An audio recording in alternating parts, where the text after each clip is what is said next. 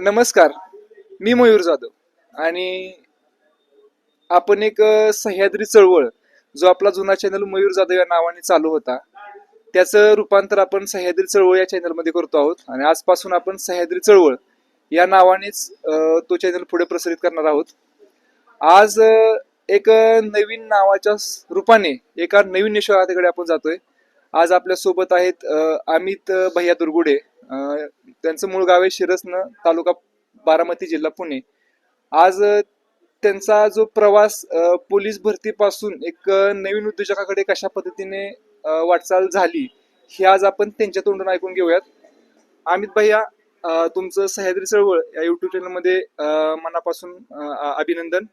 तुमचा तुमचा प्रवास पोलीस भरती ते उद्योजक आमच्या प्रेक्षकांना जरा थोडक्यात तुमच्या तोंडाने सांगा. नमस्ते. मी प्रथम सह्याद्री चळवळ या चॅनलमध्ये मला बोलण्याची एक संधी दिली त्याबद्दल मी मयूर जाधव यांचं मनापासून आभार मानतो.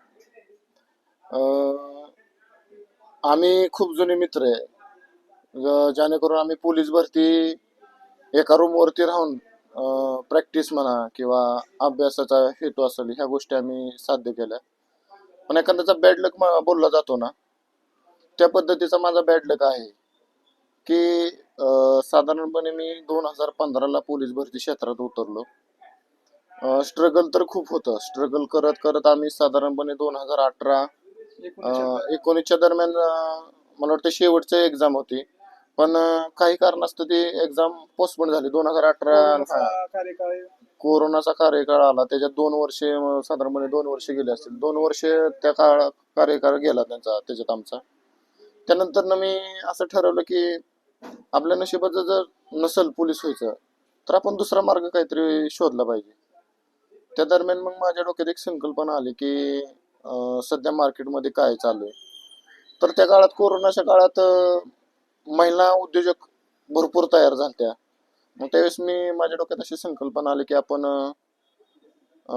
साधारणपणे आपण केक रॉ मटेरियलचं शॉप ओपन करू. कोरोनाच्या काळात तुम्हाला सगळ्यांना तर माहीतच असेल की आपला केक बनवण्याचा व्यवसाय खूप मोठ्या प्रमाणात होता, कारण बेकरी वगैरे सगळ्या गोष्टी बंद होत्या किंवा आपण ह्याच्याकडून आणणं, होमवर्क होममेड म्हणलं तरी चालेल, होममेड सगळ्या महिला चालू झाल्या. मग ती डोक्यात माझ्या संकल्पना आली. मी साधारणपणे 2019 मध्ये ही शॉपची उभारणा केली. या शॉपच्या दरम्यान मला वाटते 19 पासून हा माझा बिझनेसकडे म्हणजे मराठी उद्योजक हा दृष्टिकोन जो होता तो साधारणपणे सुरुवातीला सुरू झाला. त्या दरम्यान मला माझा छोटा भाऊ असतील, माझी छोटी बहीण असेल, यांचं खूप मोलाचं सहकार्य लाभलं मला. त्या दरम्यान निशा म्हणून माझी एक छोटी बहीण आहे, माझ्याबरोबरच ती शॉपला असायची.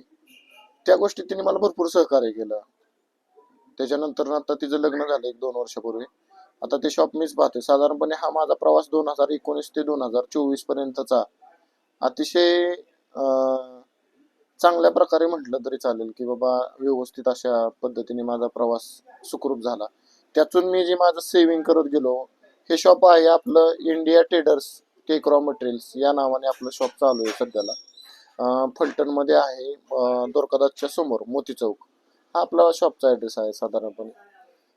त्या दरम्यान मी असेच पैसे साठवत गेलो आणि एक नवीन संकल्पना की बाबा अजून काहीतरी आपल्याला नवीन उद्योग करायचा आहे, अजून काहीतरी नवीन यामधून आपल्याला उभारणी करायची की बाबा आपलं बजेट अजून वाढलेलं आहे, तर आपण काय करू शकतो.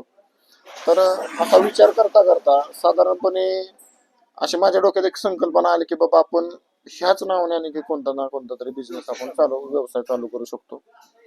तर आता 15 ऑगस्टला म्हणजे मागच्या वर्षी साधारणपणे 2024ला 15 ऑगस्टला मी इंडिया साऊंड बारामती या नावाने माझा दुसरा व्यवसाय मी सुरुवात केली दुसऱ्या व्यवसायासाठी. आणि त्या दरम्यान साधारणपणे बारामती म्हणा, फलटण तालुका म्हणा, या अशा पंचक्रोशीत इंडिया साऊंड बारामतीवाला कोणाला जरी विचारलं तरी तो खूप असा प्रचलित झालेला आहे.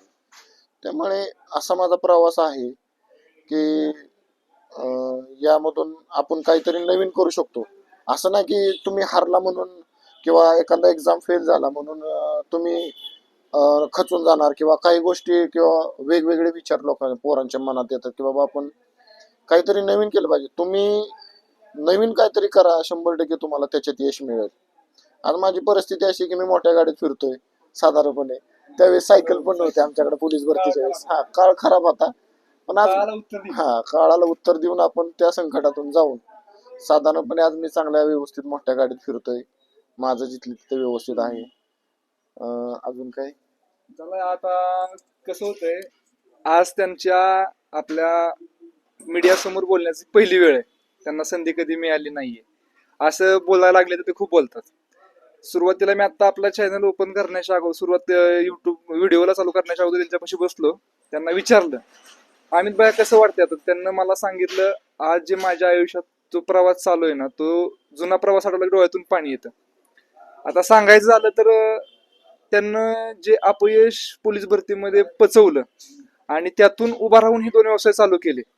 मग त्यामध्ये त्यांची बहीण असेल, त्यांचे भाऊ असेल, या सगळ्यांचं मोलाचं योगदान त्यांना मिळालं आणि आज त्यांना या चांगल्या उद्योगाला सुरुवात केली.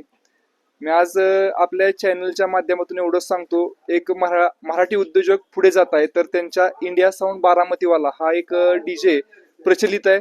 तरी तुम्ही सर्वांनी त्यांना प्रतिसाद द्या आणि त्यांच्या केक आणि त्याचबरोबर इंडिया ट्रेडर्स चे रॉ मटेरियल केकचं हे पण चांगलं त्यांचं होलसेलर आहेत आणि चांगला त्यांचं मार्केटिंग पण चालू आहे. त्याला सुद्धा अवश्य भेट द्या. मी आज आपल्या युट्यूब चॅनल सह्याद्री चळवळ याच्या माध्यमातून एवढंच बोलू इच्छितो. आता बोलण्यासारखं खूप काय आहे. त्यांना त्यांचा प्रवास ते सांगायला लागले तर त्यांना दिवस सुद्धा पुरणार नाही आणि त्यांची थोडी आज मीडिया समोर नवीन असल्यामुळे थोडं बोलताना हे मनावरती बर्डन येतंय. थोडं बोलताना जरा थोडं त्यांना भीती निर्माण होते, परंतु त्यांना जो प्रवास केलेला आहे तो प्रवास मी सुद्धा जवळून पाहिलेला आहे. म्हणून आज असं वाटलं की एक उद्योजकाला भेटूयात आणि नव्या चॅनलच्या नावाने आज नवीन उद्योजकाला भेटूयात.